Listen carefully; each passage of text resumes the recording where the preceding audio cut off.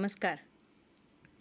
હું doctor Deepti Kundal, Shrimati MM Shah college of એજ્યુકેશનમાં associate professor તરીકે સેવા બજાવું છું. IITEના શિક્ષાર્થના માધ્યમથી આપણે આજ મળી રહ્યા છીએ. મિત્રો, સાહિત્યમાં રસ અને કાવ્યભાવની સમજ, આ આપણી આજની વાતનો મુખ્ય મુદ્દો છે. LPC1 અંતર્ગત આપ આ વિગતોને શીખવા, સમજવા અને એ સંદર્ભે સાહિત્ય આધારિત પ્રશ્નોના ઉત્તર આપવામાં મદદ મેળવી શકશો. સાહિત્ય શું છે? સાહિત્યમાં કવિતા કોને કહેવાય અને કવિતાને સમજવી કેવી રીતે? કયા રસ તેમાં હોય? કાવ્યનો ભાવ કેવી રીતે સમજી શકાય? આ બધી જ બાબતોને આપણે આજના આ સહિયારા સમયમાં સમજવાનો પ્રયત્ન કરીશું. તો સાહિત્યનો અર્થ તમે આ સેશનના અંતે સમજી શકશો. સાહિત્યના ઘટક તત્વો તથા જીવનમાં સાહિત્યની ભૂમિકા સમજી શકશો. કાવ્ય એટલે શું? કવિતાનો અર્થ, એના વિશે પણ સમજ મેળવી શકશો. કવિતામાં રસ તત્વનો આધાર અને કાવ્યના રસની ઓળખ પણ શીખી શકશો. કવિતામાં રસ નિષ્પત્તિ વિશે સમજ મેળવી શકશો. અને અંતે સાહિત્યમાં શબ્દની શક્તિને ઓળખવી તથા તેના આધારે કાવ્યનો ભાવ કે ધ્વનિ ઓળખવાની ક્ષમતા મેળવી શકશો. દોસ્તો, આટલી વાતથી એટલું તો સ્પષ્ટ જ કે આપણી આ વાત સાહિત્ય સંબંધિત છે અને સાહિત્યમાંય સવિશેષ કવિતા સંબંધિત છે. મનુષ્યને ઈશ્વરે વરદાન આપ્યા છે. કેટલીક વિશેષતાઓ મનુષ્યની રહી છે. સૌથી પહેલું નજરે તરે છે બુદ્ધિ. તો અન્ય તમામ સજીવોની કક્ષાએ, ક્ષમતાએ કે તુલનાએ બુદ્ધિના સંદર્ભમાં મનુષ્ય ચડિયાતો છે. ઈશ્વરે વાણીનું વરદાન મનુષ્યને આપ્યું છે. આપણે વિચાર કરી શકીએ છીએ. આપણી લાગણીઓ, આ લાગણીઓની અભિવ્યક્તિ એ પણ સવિશેષ હોય છે. આપણે કાળ દર્શન કરી શકીએ છીએ, એટલે કે ભૂતકાળ, વર્તમાન કાળ અને ભવિષ્યકાળ વિશે વિચારી શકીએ છીએ અને આપણા અનુભવો જે કંઈ પણ છે એ બધા જ અનુભવોનું જોડાણ કરી શકીએ છીએ.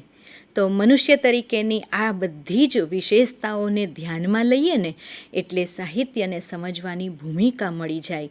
કારણ કે આપણી વાણી, આપણા વિચારો, આપણા અનુભવો, આપણી સંવેદનાઓ, આ બધા જને આપણે વાણીના માધ્યમથી વ્યક્ત કરી શકીએ છીએ. અને એટલા માટે જ તો આપણી ભાષાની શોધ અદ્વિતીય ગણાય છે. ભાષાના માધ્યમથી આ બધું જ અભિવ્યક્ત થઈ શકે છે, સંઘરી શકાય છે, સાચવી શકાય છે, સંક્રમિત કરી શકાય છે, સંવર્ધિત કરી શકાય છે. અને એટલા માટે જ આ બધું જ જ્યારે ભાષાના માધ્યમથી થતું રહે છે તે છે સાહિત્ય. સાહિત્ય એટલે શું? તો સાદા શબ્દોમાં કહી શકાય કે સમસ્ત વાક પ્રવૃત્તિ એટલે સાહિત્ય.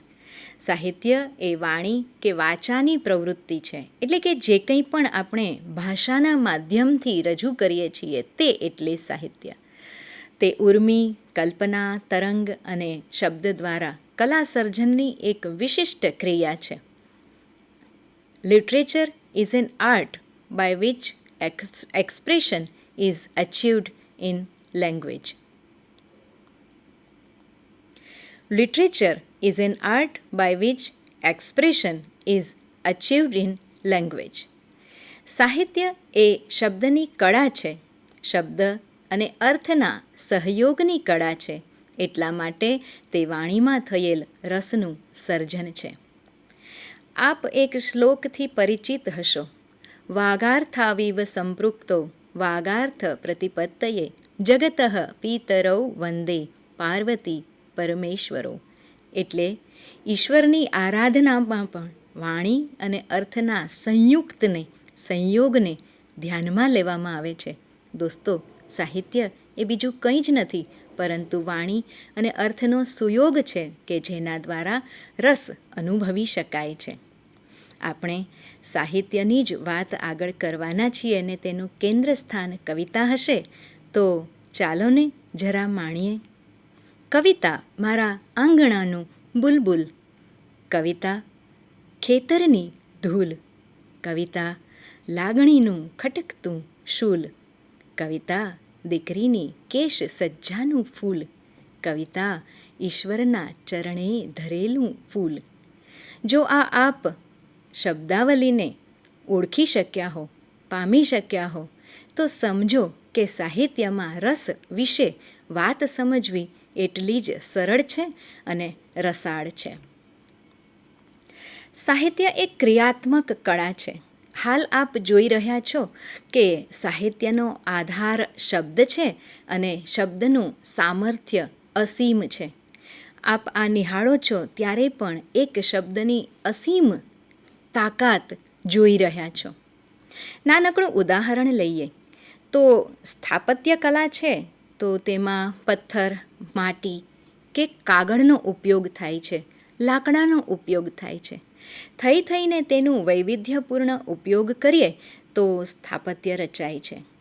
ચિત્રકલા લઈએ તો કેટલાક ચોક્કસ રંગોની મેળવણીથી નાવીન્ય ખરું, પરંતુ એમાંય ક્યાંક તો સીમા છે જ.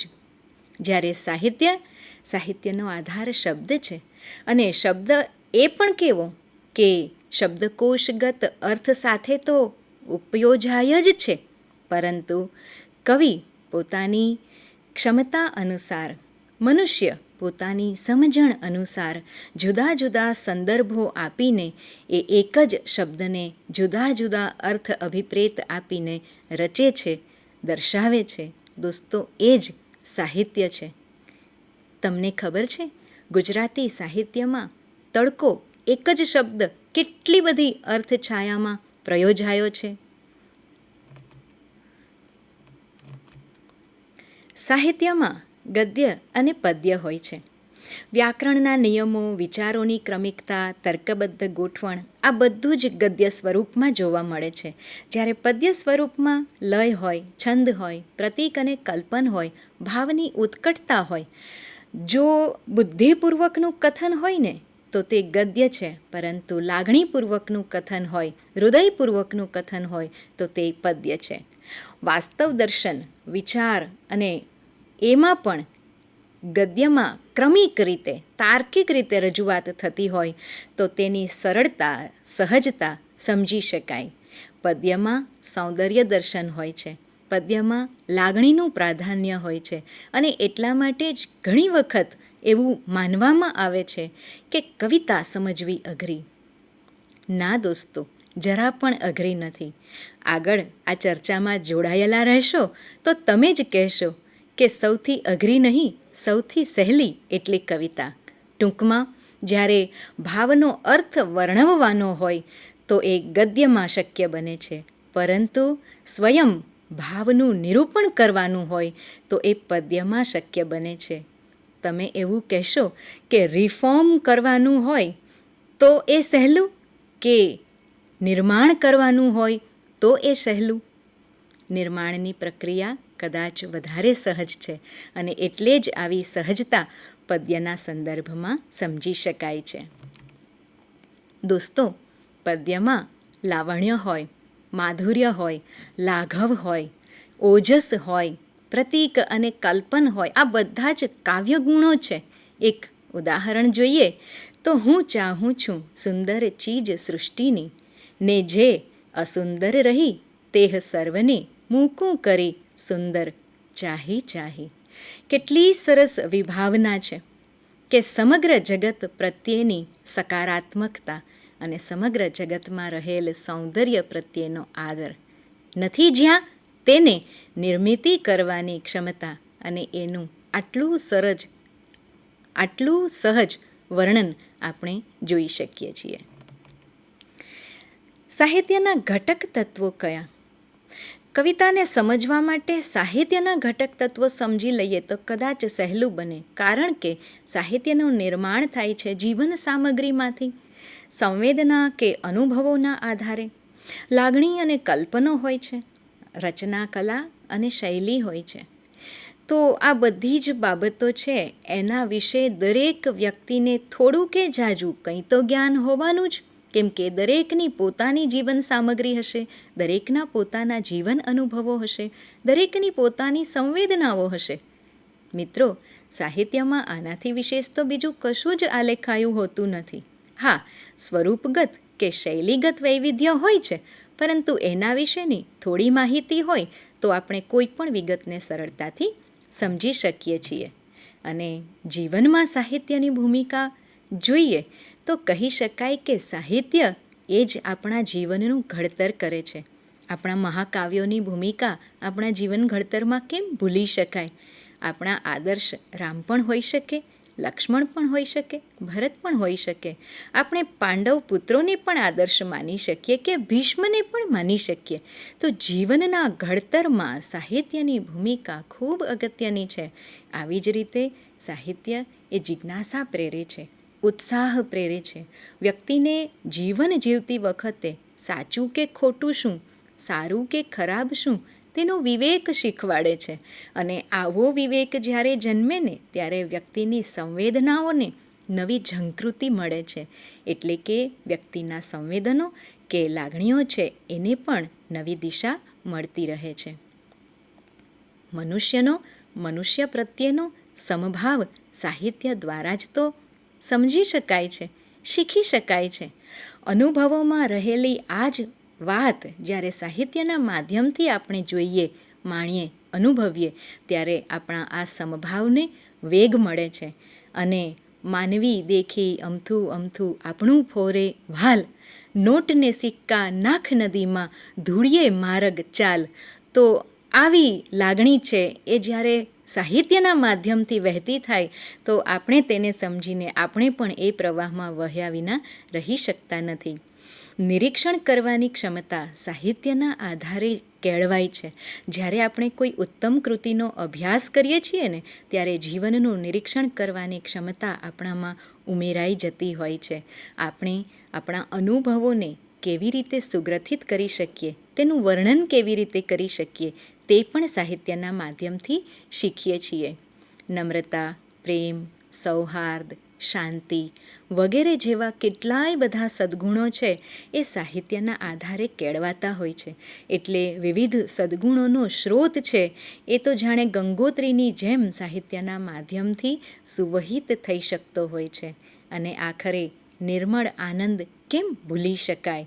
તો જીવનમાં આનંદની અનુભૂતિ છે એનું એક આધાર, એનું એક માધ્યમ એટલે સાહિત્ય. અને સાહિત્યનો આ આનંદ છે એને તો બ્રહ્માનંદ સહોદર કહેવાયો છે. તો આવી આનંદની લાગણી જેના આધારે માણી શકાય છે એ છે સાહિત્ય.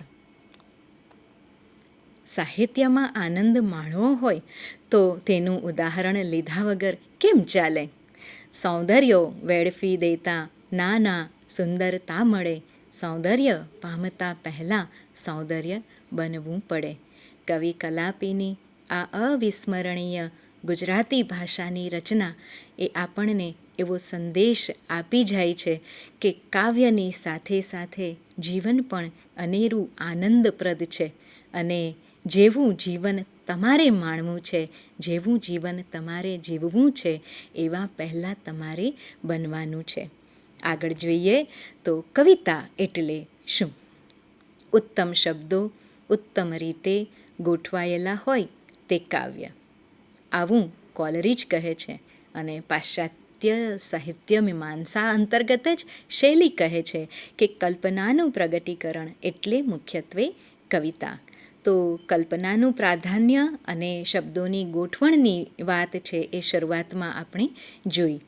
ભારતીય સાહિત્ય ચિંતન છે એ જગન્નાથ એવું કહે છે કે રમણીય અર્થ જેમાંથી પ્રગટે એવો શબ્દ તે કાવ્ય. અહીં શબ્દ એ એકવચન નથી દોસ્તો, પરંતુ શબ્દ એટલે જે કંઈ પણ રચાય છે, જે કંઈ પણ કહેવાય છે, એ સમગ્ર સંદેશ આપનાર અખિલ વિગત, દોષરહિત, ગુણયુક્ત અને ક્યારેક અલંકાર રહિત પણ હોય તેવા શબ્દાર્થે તે કાવ્ય. મમ્મટની આ વ્યાખ્યા આપણને સાહિત્યમાં દોષ ન હોય અને ગુણ હોય આમ બંને વિરોધાભાસી બાબતો એકસાથે કહે છે. વળી વિશેષે કહે છે કે અલંકાર હોય પણ ખરા, ન પણ હોય, આવું બને.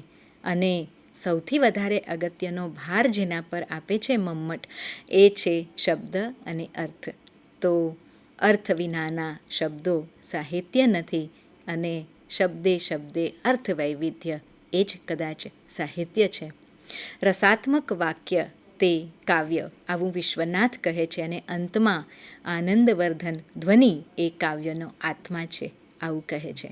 દોસ્તો, આ બધી જ બાબતોના ઊંડાણમાં વધારે ન જઈએ ને તો ટૂંકમાં કહી શકાય કે આત્માની ભાષા એટલે કવિતા, સંવેદનાનો સૂર એટલે કવિતા, લાગણીનું આલેખન એટલે કવિતા. અને જ્યારે આપણે કશુંક કહેવાયું છે તે સાંભળી કે વાંચીને સમજી શકીએ, બસ એ કવિતા.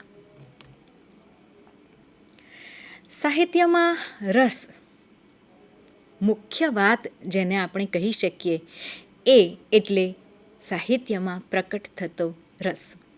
રસ એટલે શું? તો રસ એટલે આસ્વાદ. આમ સાદા શબ્દોમાં રસ લેવો એવો શબ્દ પ્રયોગ આપણે કરતા હોઈએ છીએ. આયુર્વેદમાં રસનો જુદો સંદર્ભ છે, વિજ્ઞાનમાં રસનો જુદો સંદર્ભ છે. પદાર્થ તત્વ તરીકે કે સાર કે અર્ક તરીકે રસનો ઉલ્લેખ થતો જ હોય છે. અને આપણને સામાન્ય જનવ્યવહારમાં તો સ્વાદના માધ્યમથી જ રસ શબ્દનો અનુભવ હોય છે. પરંતુ દોસ્તો, સાહિત્યમાં રસ છે એ આસ્વાદ એવો સંદર્ભ ધરાવે છે. એટલે જે આનંદ આપે, જે આસ્વાદની અનુભૂતિ આપે એ એટલે રસ.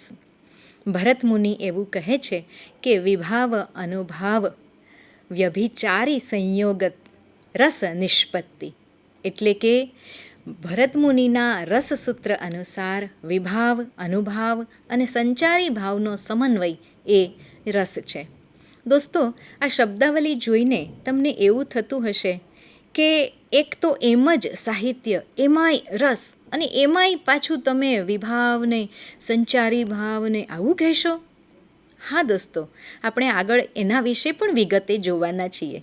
તમે ફિલ્મો જુઓ છો ને, અભિનય જુઓ છો ને, આ અભિનય વખતે હીરો અથવા તો નાયક છે એના અભિનયની સાથે સાથે આપણા પોતાના મનમાં જોતી વખતે જે ઝંકૃતિ થાય છે ને એ બસ એનાથી વિશેષ બીજું કશું જ નહીં.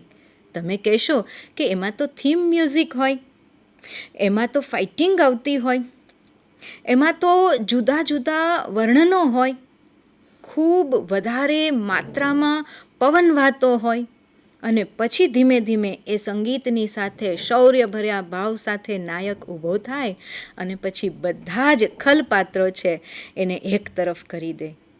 દોસ્તો, શૌર્યના સંદર્ભમાં આવા અભિનયો તમે જોયા જ હશે. સાહિત્યમાં પણ આવું જ હોય છે, પરંતુ અહીં અભિનય નહીં, માત્ર શબ્દોનો આધાર હોય છે. અને એટલા માટે જ એવું કહેવામાં આવે કે રસ આસ્વાદ્ય હોય છે, રસ માણી શકાય તેવા હોય છે, કારણ કે રસનો આધાર ભાવ છે. ભાવ એટલે શું? તો ભાવ એ એવી ચૈતસિક બાબત છે કે જે દરેક વ્યક્તિ અનુભવી શકે છે. અને રસને સમજવા માટે ભાવનો આધાર સમજવો જરૂરી છે. તો કેવું છે? દોસ્તો, સાવ નાનું બાળક હોય અને તમે તેને લીંબુ ચટાડશો તો એ તરત જ ખાટું હોવાનું વર્તન એના ચહેરાના હાવભાવથી આપણે જોઈ શકીએ છીએ. આપણે ક્યાં શીખવાડ્યું હતું એને કે ખાટું કેમ લાગે, મીઠું કેમ લાગે, કે કડવું કેમ લાગે? પણ એ સહજ ભાવ છે, કારણ કે કુદરતે સ્વાદ પારખવાની ક્ષમતા દરેકને આપેલી છે. આવી જ રીતે સાહિત્યમાં રસની અનુભૂતિ સ્થાયી ભાવના આધારે થાય છે. એટલે કમ્પ્યુટરની ભાષામાં કહું ને તો કોઈ પણ ગેઝેટમાં કેટલીક સિસ્ટમ બાય ડિફોલ્ટ હોય છે. એટલે કેટલીક પ્રક્રિયાઓ આપોઆપ થઈ શકે છે. એના માટે કોઈ સોફ્ટવેરના ઇન્સ્ટોલેશનની જરૂર પડતી નથી. આપણા હૃદયમાં રહેલા, આપણા મનમાં રહેલા સ્થાયી ભાવોની આવી જ ભૂમિકા છે. અને એટલા માટે જ રસની આસ્વાદ્યતા આપણે સમજી શકીએ છીએ. કેટલાક ચિત્રો મૂક્યા છે. શું આપણે તાજમહેલ જોવા જઈએ ત્યારે આપણા મનમાં સ્થાપત્ય કલાના ધોરણો હોય છે ખરા? એના ઘટકો વિશે આપણે જાણીએ છીએ ખરા? એની ક્રમિકતા અથવા તેની ઉત્તમતાના કોઈ ધોરણો આપણે વિચારી રાખ્યા હોય છે ખરા? છતાં આપણે કેટલો આનંદ માણી શકીએ છીએ. એ જોઈને, એ માણીને આનંદ સહજ છે.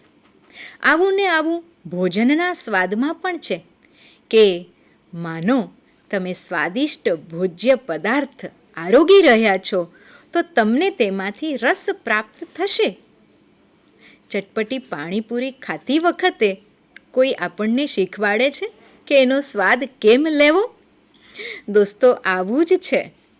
સુમધુર સંગીત સાંભળીએ છીએ ત્યારે આપણું મન આપોઆપ મસ્તક ડોલવા લાગે છે અને મન ઝૂમવા લાગે છે. વિના તાલીમ આ વસ્તુ, આ બાબત શક્ય બને છે. કારણ કે આપણા હૃદયમાં આ બાબતો માટેના સ્થાયી ભાવો રહેલા છે. બસ સાહિત્ય માટે પણ આવું જ છે. કવિતા માટે પણ આવું જ છે. અને એટલા માટે આપણે સાહિત્યમાં રસની અનુભૂતિ કરી શકીએ છીએ. અને આ આસ્વાદ્યતા છે એ ક્યાંય શીખવા જવી પડતી નથી. શિશુ અવસ્થાએ માનવ બાળક માતાના દૂધની ગંધને પારખી જ લે છે ને.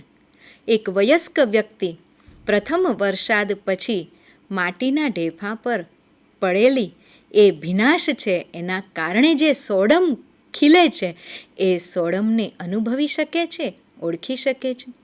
આવી જ રીતે ઇન્દ્રધનુષ જોઈએ તો તેના રંગોની જે છટા છે એ આપણને આકર્ષે જ.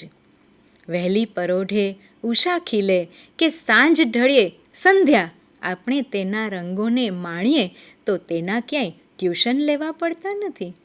કારણ કે આ આસ્વાદ્યતા, આ આહલાદ, આ આનંદ માણવાનો જે ક્રમ છે એ હૃદયસ્થ હોય છે, એ સ્થાયી ભાવ છે. એટલે આપણને આ બધી જ બાબતો આનંદ આપે છે.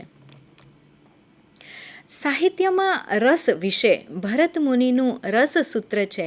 તેના અનુસાર એવું કહેવાય છે કે 8 સ્થાયી ભાવ મનુષ્યમાં અને પછીથી એક ઉમેરાયો એટલે એ રીતે 9 સ્થાયી ભાવ અને 9 રસ. તો શૃંગાર હાસ્ય, કરુણ રૌદ્ર, વીર ભયાનક બીભત્સ, અદ્ભુત અને શાંત, આમ 9 રસ છે. અને આ 9 રસનો આધાર મનુષ્યના જે સ્થાયી ભાવ છે તે. એટલે શૃંગારનો આધાર સ્થાયી ભાવ રતિ છે, હાસ્યનો હાસ, કરુણ રસનો આધાર શોક, રૌદ્ર રસનો આધાર ક્રોધ, વીર રસનો આધાર ઉત્સાહ, આવી જ રીતે ભયાનક માટે ભય, બીભત્સ માટે જુગુપ્સા, અદ્ભુત માટે વિસ્મય અને શાંત રસ માટે શમ કે નિર્વેદ. તમને એવું થશે કે આવા શબ્દો મૂકીને તમે તો અમને ગૂંચવણમાં મૂક્યા. હમણાં તો તમે પાણીપુરીની વાત કરતા હતા, વરસાદના પાણીથી આવતી ભીની સુગંધની વાત કરતા હતા. હવે આ શબ્દોને ઓળખવા કેવી રીતે? તો ચાલો જોઈએ. આ શબ્દોને પણ બહુ જ સરળતાથી ઓળખી શકાય છે. આપણા અનુભવ જગતની જ એ વાત છે દોસ્તો. રમમાણ થઈ જવાની ઈચ્છા અથવા મનમાં પ્રેમાર્દ્રતા એટલે જ રતિ. અને આ રતિભાવ એ શૃંગારનો આધાર છે.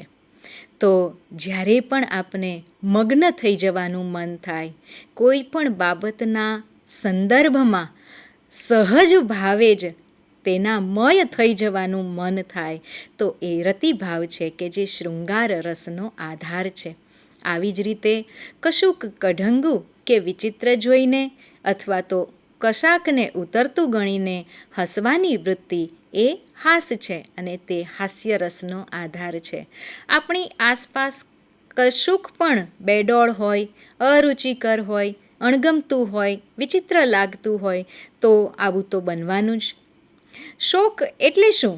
તો ઈચ્છિત વસ્તુ જ્યારે આપણાથી દૂર થાય તો મનમાં જે ખેદ થાય, મનમાં જે વ્યથા થાય, એ વ્યથા એટલે શોક અને એ કરુણ રસનો આધાર છે. કહો જોઈએ હવે કે રસના સંદર્ભમાં ભાવ અને ભાવના સંદર્ભમાં આવું અનુભૂતિનું વર્ણન છે. એટલું શીખીને કે એટલું જોઈને તો ખ્યાલ આવી જ જાય ને કે કોઈ પણ રચના શું દર્શાવે છે. માની લો કે શૃંગાર, એનું આલેખન કેવી રીતે? તો ગુજરાતી ભાષાના સાહિત્યના સંદર્ભમાં, કાવ્યોના સંદર્ભમાં કે રચનાઓના સંદર્ભમાં રસના રાજા એટલે પ્રેમાનંદ. અને ઓખાહરણ વાંચો ને તો તમને મોટા ભાગના રસ માટેના ઉદાહરણો મળી જ રહેશે.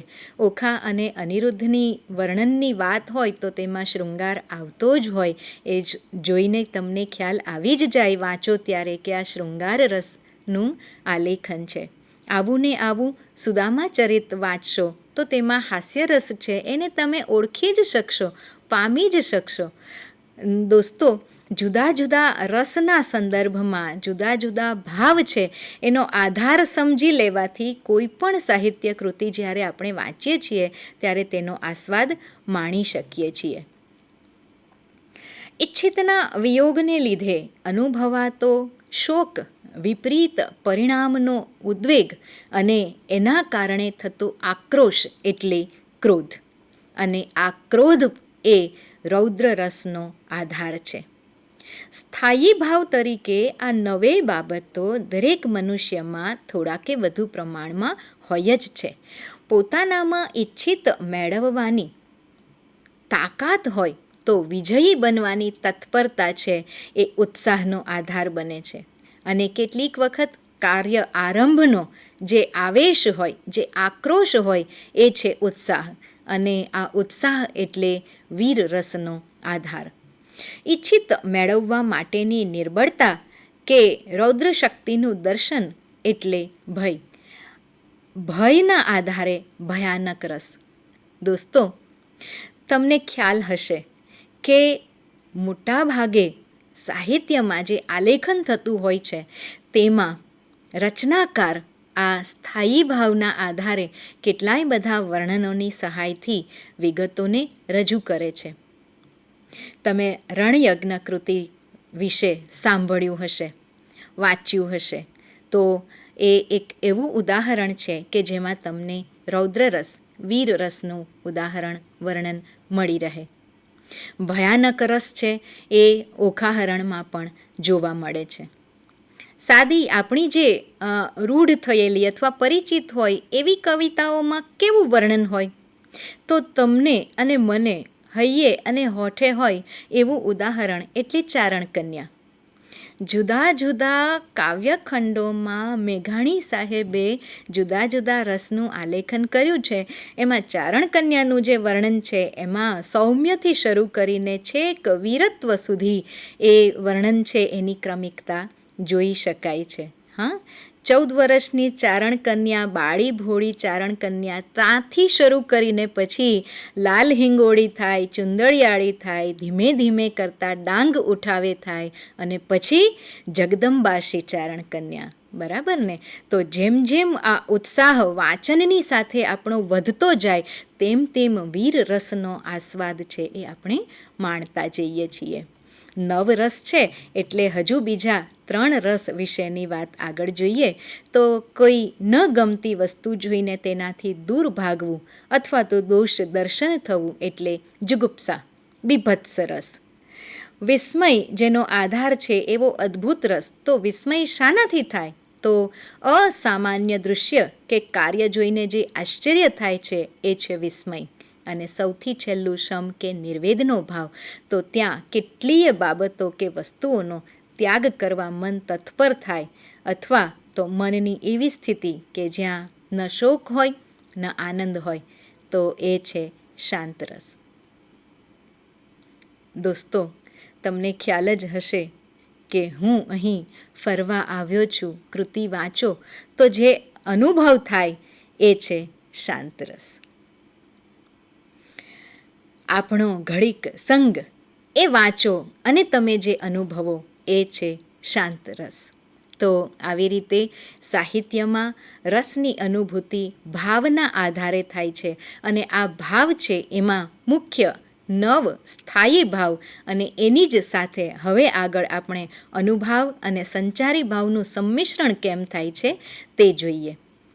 તો સ્વેદ, સ્વરભંગ અથવા સ્વરભેદ, કંપ, અશ્રુ, રોમાંચ વગેરે 8 અનુભાવો છે અને એ ચેષ્ટાઓ આધારિત હોય છે. અભિનય દ્વારા એ પ્રગટ થાય છે. હવે આપણે એક નાનકડું ઉદાહરણ જોઈએ તો દુષ્યંત અને શકુંતલાનો એકાંતમાં સંવાદ થતો હોય અને શૃંગારનું આલેખન હોય ત્યારે શકુંતલાનો કંપ હોય, એના હાથ કે એના હાથની આંગળીઓ ધ્રુજતી હોય કે એના સ્વેદની વાત આવતી હોય કે તેના ઉચ્ચારણોમાં, એના અવાજમાં કોઈ વૈવિધ્ય કે ઝંકૃતિ આવતી હોય તો એ છે એનો અનુભાવ. આવી જ રીતે ગ્લાનિ, શંકા, અસૂયા, મદ, શ્રમ, આલસ્ય વગેરે જેવા 33 સંચારી ભાવો છે અને તે થોડી ક્ષણો પૂરતા જ જન્મે છે, પછી તરત વિલીન થઈ જાય છે. સ્થાયી ભાવ સ્વયંભૂ હોય છે, જ્યારે સંચારી ભાવ આશ્રયી હોય છે અને એના માટેનું ઉદાહરણ છે કે સમુદ્ર અને સમુદ્રમાં ઉઠતા મોજા. તમે દરિયા કિનારે જાઓ ત્યારે સમુદ્રના શાંત મંથર જળરાશિને પણ જોઈ શકો છો અને કિનારે ઉઠતી લહેરોને પણ જોઈ શકો છો. મનુષ્યનું મન એ આવા સમુદ્ર જેવું છે કે જેમાં 9 સ્થાયી ભાવ છે, પણ એની સાથે કેટલાક સંચારી ભાવો છે જે ઉઠે છે, જાગૃત થાય છે અને શમી જાય છે. એક નાનકડી વિશેષતા એ પણ છે કે દરેક મનુષ્યમાં સંચારી ભાવ જાગૃત થાય જ એવું જરૂરી નથી.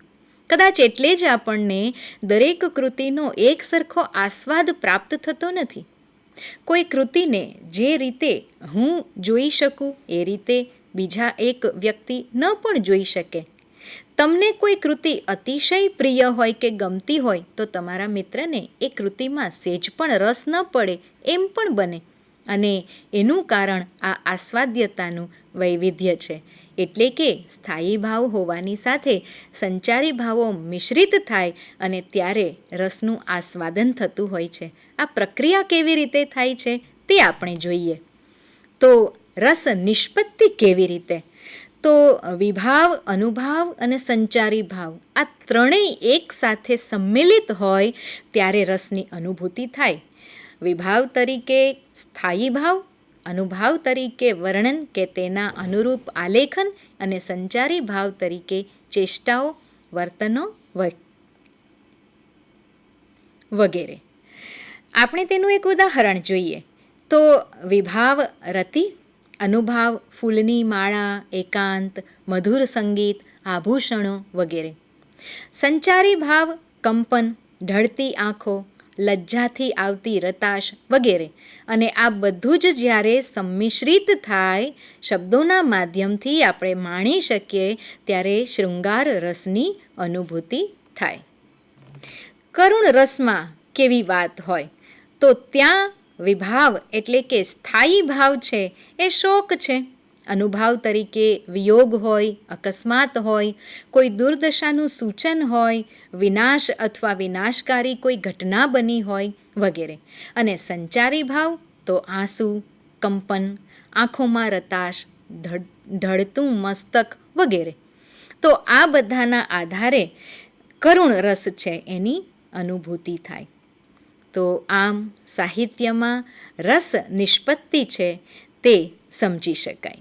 નો ભાવ સમજવો અથવા તો કાવ્યનો ભાવ તારવવો, ઓળખવો, પામવો, પારખવો આવા બધા જ શબ્દ પ્રયોગો થતા હોય છે. કઈ બાબત તેમાં અગત્યની છે અથવા તો શું કરીએ તો કાવ્યભાવ સમજી શકાય? કાવ્યમાં ભાવ કે ધ્વનિ, તો આ ધ્વનિ એ વળી શું છે? ચાલો ગાફિલની એક પંક્તિ દ્વારા જોઈએ. જુદી જિંદગી છે મિજાજે મિજાજે, જુદી બંદગી છે નમાજે નમાજે. જુદા અર્થ છે શબ્દના બોલવા પર, છે શબ્દોય જુદા અવાજે અવાજે. દોસ્તો, કાવ્યનો ભાવ સમજવા માટે પણ કદાચ આ જ વાત લાગુ પડશે. જે રચનાકારે પોતાના અનુભવ જગત આધારે જે કંઈ સંવેદનાઓને શબ્દોના માધ્યમથી કાવ્ય સ્વરૂપે આપણા સમક્ષ મૂકી છે, તેને માણવા માટે આપણે આપણું ભાવ જગત, આપણી સંવેદનાઓ, આપણી શબ્દોને સમજવાની ક્ષમતા, આપણી લાગણીઓ, આ લાગણીઓને સાહિત્ય સાથે જોડવાની ક્ષમતા વગેરેમાં સંયુક્ત રીતે જોડી શકીશું તો બહુ સરળતાથી, સહજતાથી ભાવ પારખી શકીશું. જ્યારે તમારે કાવ્યની સમીક્ષા કરવાની હોય અથવા તો ગદ્યની સમીક્ષા કરવાની હોય, પ્રશ્નોના જવાબ આપવાના હોય, તો ત્યારે આ બાબત છે એ વધારે સભાનતા માગી લે છે અને ધ્યાન ખેંચે છે. એટલા માટે જ એવું કહેવાય કે કાવ્યનો ભાવ કે કાવ્યનો ધ્વનિ સમજવો હોય તો તેના માટે શબ્દની શક્તિને પારખવી જોઈએ. દરેક શબ્દ અર્થપૂર્ણ હોય છે અને શબ્દ જ્યારે વાક્યમાં વપરાય ત્યારે તેને પદ કહેવાય. પદ તરીકે તેમાં જુદા જુદા અર્થ દર્શાવવાની શક્તિ હોય છે અને એટલા માટે શબ્દની આ શક્તિ શબ્દ શક્તિ કહેવાય છે અને તેના જુદા જુદા 3 પ્રકાર છે. તો સામાન્ય સંદર્ભમાં શબ્દ એમ જ્યારે આપણે કહીએ છીએ, દાખલા તરીકે રેખા, પરંતુ જ્યારે આપણે વાક્યમાં તેનો પ્રયોગ કરીએ તો રેખાએ ચોકલેટ ખાધી, તો અહીં રેખાએ એ પદ બન્યું કહેવાય. આવી જ રીતે કાવ્યમાં શબ્દો જુદા જુદા અર્થ સંદર્ભ સાથે પ્રયોજાતા હોય છે અને એટલા માટે કાવ્યનો ભાવ કે કાવ્યનો ધ્વનિ એ સમજવા માટે શબ્દની શક્તિ તરીકે આપણે અભિધા, લક્ષણા અને વ્યંજના વિશે શીખવું કે સમજવું જોઈએ. શબ્દ શક્તિ તરીકે અભિધા એટલે શું? તો શબ્દ કે વાક્ય વાંચતા કે સાંભળતા તરત સમજાતો અર્થ તે અભિધા. સાવ સહેલું, નાના બાળક જેવું, બિલકુલ નિર્મળ, નિખાલસ, જોતાં વેત પારખી શકાય તેવું. તેને વાચ્યાર્થ કે મુખ્યાર્થ કહેવામાં આવે છે, એટલે કે મુખ્ય અર્થ અથવા વાંચીને પ્રાપ્ત થતો અર્થ. પરાપૂર્વથી ચાલતા આવેલા સંકેત આધારે સમજીએ છીએ તે અભિધા. જેમ કે જ્યારે આપણે સિંહ એમ કહીએ તો એક પ્રાણી તરીકે આપણા મનમાં તેનો સંકેત જાગે છે. ઘોડો એમ કહેતા સિંહ કરતાં જુદું પ્રાણી એ તરત જ આપણે સમજી શકીએ છીએ. તો વાંચીને તરત પામી શકાતો અર્થ એટલે અભિધા.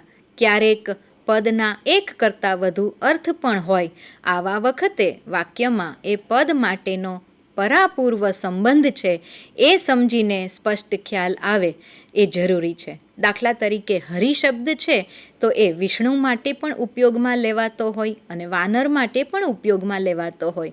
તો આવા સંજોગોમાં પદને એના સંદર્ભ સાથે સમજવા જોઈએ. ગુજરાતી કાવ્યની એક ઉદાહરણ પંક્તિ જોઈએ તો હાજી કાસમ તારી વીજળી રે મધ દરિયે વેરણ થઈ. તો અહીં વીજળી છે એ વિદ્યુત એ અર્થમાં નથી, પરંતુ કાસમની જે નાવ છે, આગબોટ છે, એ આગબોટનું નામ વીજળી છે.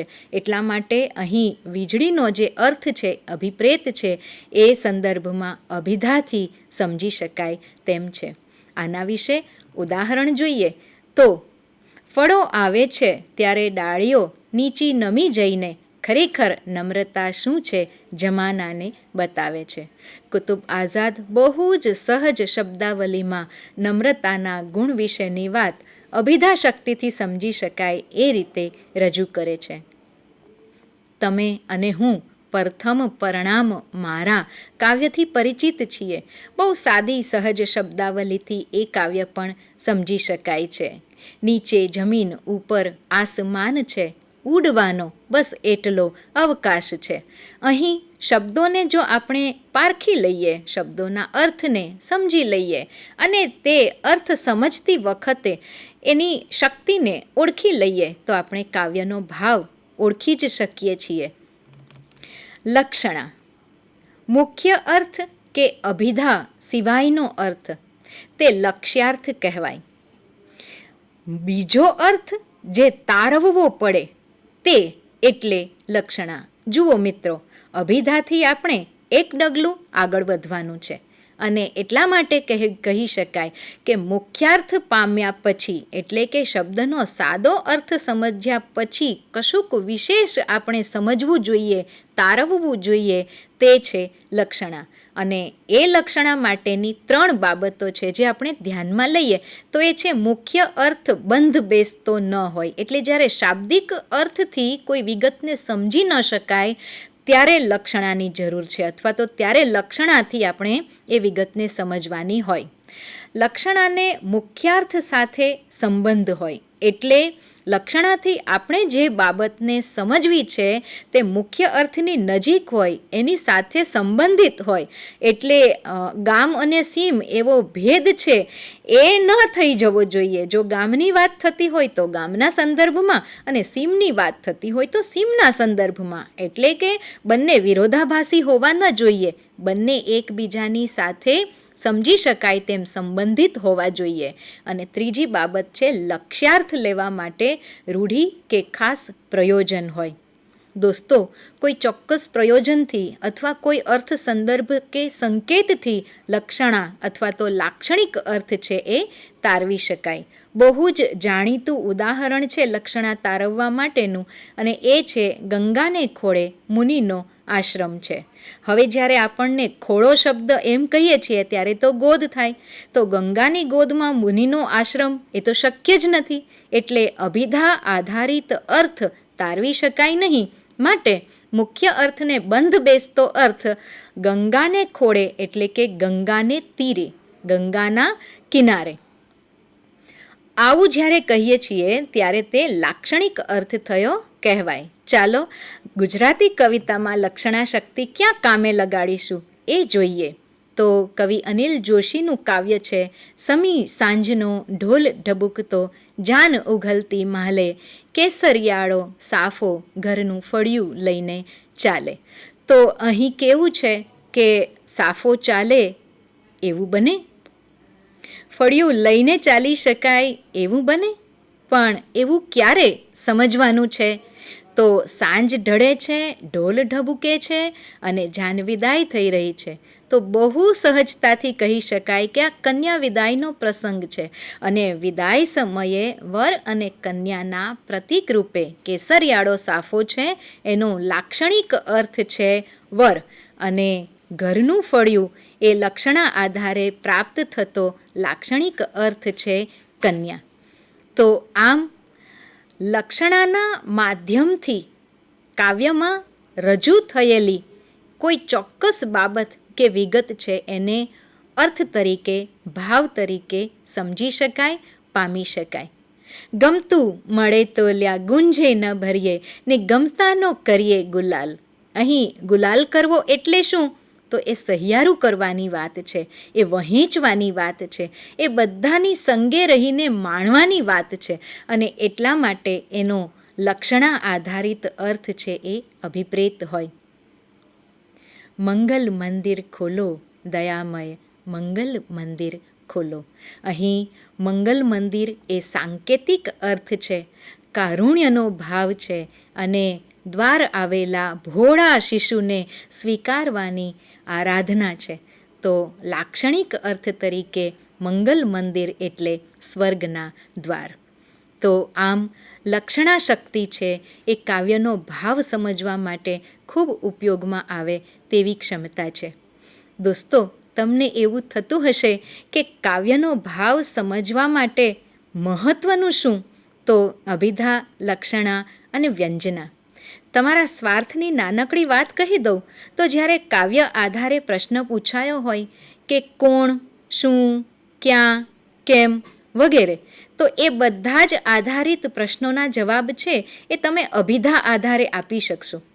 પરંતુ જ્યારે કાવ્યના આધારે પ્રશ્ન શા માટે, કેવી રીતે વગેરે બાબત આધારિત હોય તો એ જવાબ લખતી વખતે તમે લક્ષણા શક્તિનો ઉપયોગ કરીને કાવ્ય સમજશો તો તમારો જવાબ છે એ ચોક્કસ અને સ્પષ્ટ બનશે.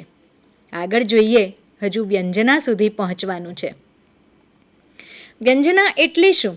તો મુખ્ય અર્થ બરાબર સમજાઈ ગયા પછી જે વિશેષ અર્થ સ્ફુરે તે એટલે વ્યંજના. તો લખાણનો ધ્વનિ કે વ્યંગ્ય અર્થ. ટૂંકમાં જે કંઈ પણ આપણે વાંચીએ છીએ અથવા તો જે કાવ્યમાં કહેવાયું છે એના દ્વારા શું સ્ફુટ થાય છે, ખરેખર શું સમજાય છે તે એટલે વ્યંજના. અને મુખ્યાર્થ અને લક્ષ્યાર્થ સમજ્યા વિના વ્યંગ્યાર્થ છે એ સમજી શકાશે નહીં. વ્યંગ્યાર્થની અનુભૂતિ રસિક અને મર્મગ્નને થાય છે. શબ્દ કે વાક્ય દ્વારા જે બોધ પ્રાપ્ત થાય તે એટલે વ્યંજના. હવે અહીં ગંગાના ખોળે મુનિનો આશ્રમ છે એ જ ઉદાહરણને ફરીથી ધ્યાનમાં લઈએ તો ગંગાના ખોળે એટલે ગંગાના કિનારે. આવો લક્ષણા આધારે તો સમજ્યા, પણ તેની વ્યંજના શી છે? તો મુનિના આશ્રમની શીતળતા, પવિત્રતા, મુનિના આશ્રમમાં રમણીયતા, આ બધા જ તેના વ્યંજિત અર્થો છે. એટલે અભિધા અને લક્ષણાના સાપેક્ષમાં સમજી શકાય તેવી બાબતો છે.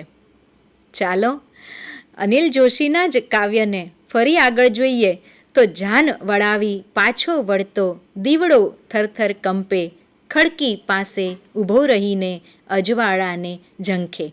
અહીં લાક્ષણિક અર્થ તરીકે દીવડો છે એ માતાનું સૂચન કરે છે, કેમ કે રામણ દીવડો છે એ માતાના હાથમાં હોય છે.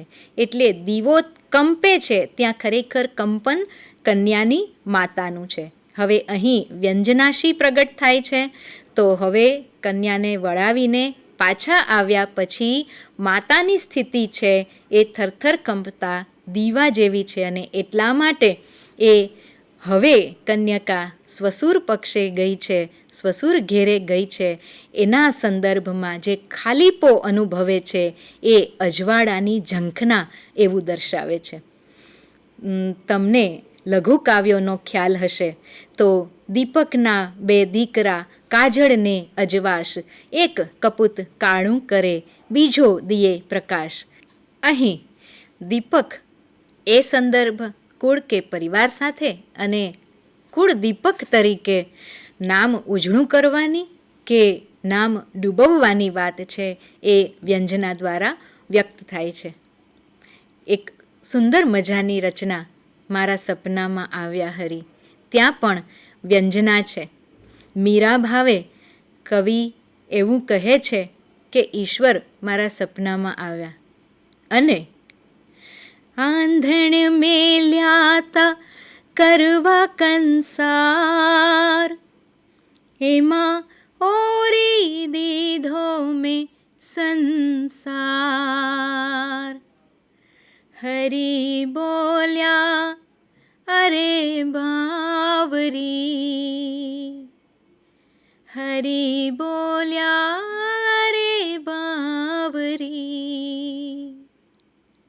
મારા સપનામાં આવ્યા હરી 6 અક્ષરનું નામ આપણને એવું શીખવાડી જાય છે વ્યંજના દ્વારા કે ઘર સંસારની માયા ઝાડમાં રહેનાર આવી એક સદ્ભાવ વ્યક્ત કરતી એક શબ્દાવલી છે એ વ્યંજનાની તાકાતથી કેટલું ગહન ઊંડાણ છે એ આપણને આપી જાય છે. તો આમ કાવ્યની ઓળખ, કાવ્ય ભાવની જે સમજ છે એમાં અભિધા, લક્ષણા અને વ્યંજના એની ભૂમિકા અગત્યની છે. સૌથી વધારે કાવ્યમાં શું સૂચવાયું છે, કાવ્ય દ્વારા કવિનો શો આશય છે, શો બોધ મળે છે વગેરે જેવા જે પ્રશ્નોના જવાબ તમારે લખવાના હોય છે એ વખતે તમને આ વ્યંજના શક્તિથી તમે જે તારવો છો એ અર્થ છે એ અભિપ્રેત છે. વ્યંજનાએ જુદી જુદી રીતે આલેખિત થતી હોય છે. એવું કહેવામાં આવે છે કે એને રજૂ કરવા માટે કવિ ઈચ્છે તે પ્રમાણેની શબ્દાવલી કે અલંકારિતાનો સ્વીકાર કરે છે. જેમ કે કોઈ કઠોર કે નિષ્ઠુર વ્યક્તિ હોય તો એના સંદર્ભમાં જુદી જુદી કાવ્ય પદાવલી કેવી હોય, તો એના માટે એવું કહેવાય કે મારા માટે ફર્ક નથી, તું છે કે પથ્થર. જુઓ, અહીં તું છે કે પથ્થર એમ કહ્યું એટલે કઠોરતાના સંદર્ભમાં બંનેની સમાનતા કે તુલનાની જ વાત આવી. આવી જ રીતે હું ઢળું છું જળની જેમ, પણ તું રહે જડ પથ્થર. તો અહીં કેવું છે કે પાણી અને પથ્થરની વાત કરીને એવું કહેવામાં આવ્યું છે કે જડતા અથવા તો પથ્થર તરીકે પથ્થરની ઉપમા સાથેની જે કઠોરતા છે એ વ્યક્ત થાય છે. ન હવે મને તારા માટે ભાવ કે અભાવ, ન પથ્થર માટે ભાવ કે અભાવ, કહું બંને એક કે અલગ. જુઓ, અહીં જ્યારે તમે જુઓ છો તો કહી શકાય કે જુદી રીતે પણ વાત તો એ જ કહેવાય છે. ટૂંકમાં વ્યંજના તારવતી વખતે કાળજી એ રાખવાની છે કે શબ્દનો અભિધાલક્ષી અર્થ પણ આપણને ખબર હોય, તેનો લાક્ષણિક અર્થ સંદર્ભ પણ આપણે સમજતા હોઈએ અને વ્યંજના છે પછી જ આપણે તારવી શકીએ. વ્યંજના એ આમ તો કાવ્યનો ધ્વનિ કે ભાવ પામવા માટે સૌથી અગત્યની શક્તિ ગણાય છે. દીપકના બે દીકરા એવું કહીએ છીએ ત્યારે એનો સ્થૂળ અર્થ છોડીને વ્યંજિત અર્થ લેવાનો છે. અને એક કપૂત કાળું કરે બીજું પ્રકાશ દિયે, એટલે કે કુળ દીપક તરીકે કુળનું નામ ઉજ્જવળ કરવાની વાત છે. એનો અર્થ સંદર્ભ આપણે વ્યંજના આધારે સમજી શકીએ છીએ. મારા સપનામાં આવ્યા હરી, 6 અક્ષરનું નામ એટલે ગુજરાતી કવિતાનું ઊંચેરું ઠામ, આવું કહી શકાય. કહ્યું છે ને, આંધણ મેલ્યાતા કરવા કંસાર, એમાં ઓરી દીધો મેં સંસાર. હરી બોલ્યા અરે બાવરી, હરી બોલ્યા અરે બાવરી,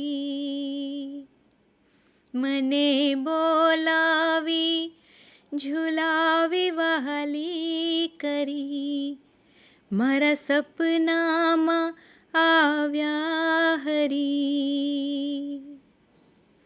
કંસાર કરવામાં સંસાર ઓરી દેવાની વાત અને એટલે જ ઈશ્વર દ્વારા બહાવરી કહેવાની વાત છે એ વ્યંજના દ્વારા કેટલી સરસ રીતે સમજી શકાય છે. ઈશ્વર ઝુલાવે, બોલાવે અને વહાલી કરે એવું મીરા ભાવે આ કાવ્યમાં વ્યંજનાના આધારે વ્યક્ત થાય છે. દોસ્તો, કહ્યું કરો મા બાપનું, દ્યો મોટાને માન, ગુરુની શિક્ષા પાડવી, કરવા કાર્ય તમામ. અભિધા શક્તિ દ્વારા સમજી શકાય એવી આ શબ્દાવલી છે.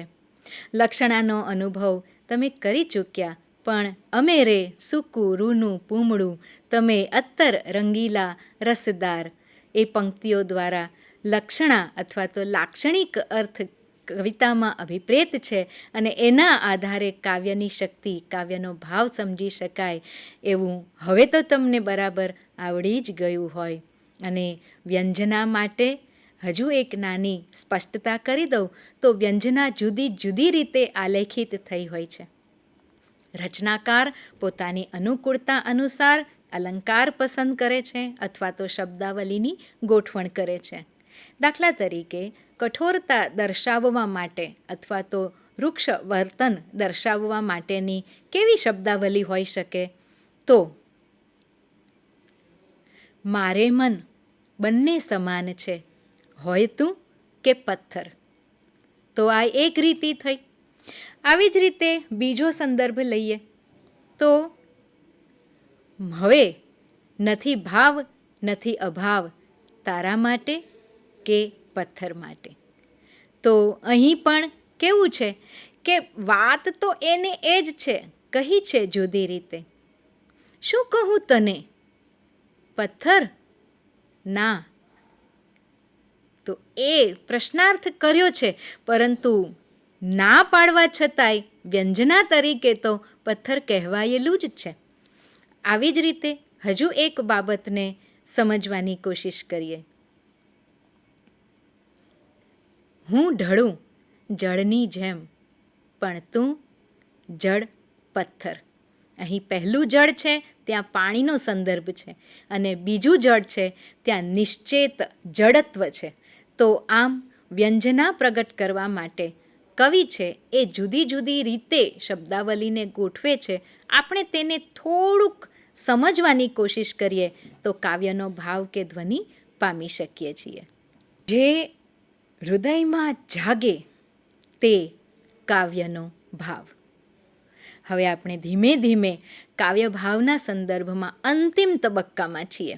તો વાંચીએ છીએ, સાંભળીએ છીએ ત્યારે જે હૃદયમાં જાગે છે એ કાવ્યનો ભાવ. વાંચતા જ જે હૃદયમાં રણજણે તે એટલે કાવ્યનો ભાવ. દોસ્તો, જેમ દર્પણમાં પ્રતિબિંબ પડે તેમ કોઈ પણ કવિતા વાંચતાની સાથે આપણા હૃદયમાં પ્રતિબિંબ થઈને ઝીલાય એ પ્રતિબિંબ એટલે જ કાવ્યનો ભાવ. કવિની જે સંવેદના કે લાગણી છે તે જ આપણા હૃદયમાં પણ જળવાય છે, અને એ સંવેદના દર્પણમાં પડતા પ્રતિબિંબ જેવી જ છે. સંવેદન જે પહેલું સ્ફુરે કાવ્ય વાંચીને તે એટલે ભાવ. રસાનુભૂતિ જે જીવને લાધે તે એટલે કાવ્યનો ભાવ. સુર ને સાર જે અર્થ થકી પામો તે એટલે કાવ્યનો ભાવ. જીવન સંગ જેનો નાતો અને એ જે સમજો એ કાવ્યનો ભાવ.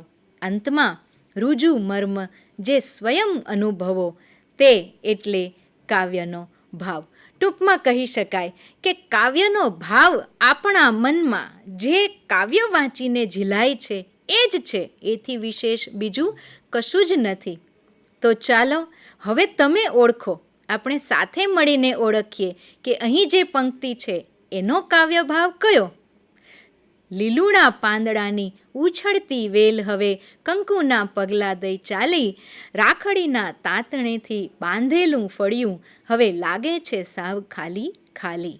જો તમે વેલનો સંદર્ભ સમજી શકશો, એની લક્ષણા પારખી શકશો તો આ કાવ્યનો ભાવ સહજતાથી સમજી શકશો. એ કયો રસ દર્શાવે છે આ કાવ્ય પંક્તિ એ પણ તમે ઓળખી શકશો. ફળિયું કયું છે એ જો તમે પારખો તો ખ્યાલ આવશે કે રાખડીના તાંતણાથી બાંધેલું હોય તો એ કયું ફળિયું હોય, અને ખાલી લાગવાનો જે ખાલીપો છે એ કયો ભાવ દર્શાવે છે અને કયા રસનું સૂચન કરે છે. જવાબ તો નહીં આપું, કારણ કે આટલું તો તમે આટલી ચર્ચા જોયા પછી પારખી જ શકવા જોઈએ ને. 6 અક્ષરનું નામ રમેશ પારેખ કહે છે કે તને જે ગીત આવડે તે ગા, તું એ રીતે સ્વયંની વહારે ધા. હવે આ શબ્દાવલી શું કહે છે? કયો ભાવ તેમાં રહેલો છે? જ્યારે તમે વાંચો છો અથવા તો હમણાં સાંભળ્યું તો તમારામાં ઉત્સાહ જાગ્યો? વહારે ધાવું એટલે શું? જે ગમતું હોય એ કરવું. તો એ ખુમારી એટલે શું? તો કયો રસ, કયો ભાવ સમજી જ શક્યા હશો. અંતમાં ફૂલ તો એની ફોરમ ઢાળી રાજી, કોઈનું નહીં ફરિયાદીને કોઈનું નહીં કાજી, મસળી નાખે કોઈ તો સામે મહેક દે તાજી તાજી, ફૂલ તો એની ફોરમ ઢાળી રાજી. દોસ્તો, સાહિત્યની વાત, કવિતાની વાત આપની સાથે આટલી સહિયારી કરીને હું તો થઈ રાજી. તમે જો આટલું શીખ્યા, સમજ્યા તો હવે પછી કાવ્ય સમીક્ષા વખતે કાવ્યનો ભાવ સમજી શકશો, કાવ્યનો રસ ઓળખી શકશો. આખરે આપણો પણ આશય જીવનથી, અભ્યાસથી, શિક્ષણથી અને પ્રગતિથી રાજી થવાનો જ તો છે. અને એટલા માટે મસળાવા છતાં પણ જો સુગંધ આપવાની વાત હોય તો એ નૈમિત્તિક કર્મ દર્શાવતું ફૂલનું પ્રતીક શું કહે છે એ કાવ્ય ભાવ સમજ્યા વિના રહી શકાતું નથી. કહી શકાય કે ગુલાલ ન ખિસ્સે ભરાય ન મુઠ્ઠીમાં મુકાય, જ્યારે મન થાય ત્યારે એને ખુલ્લી હવામાં વહેતો મુકાય.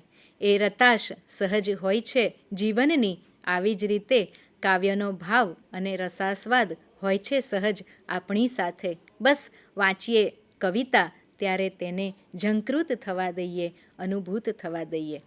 ધન્યવાદ.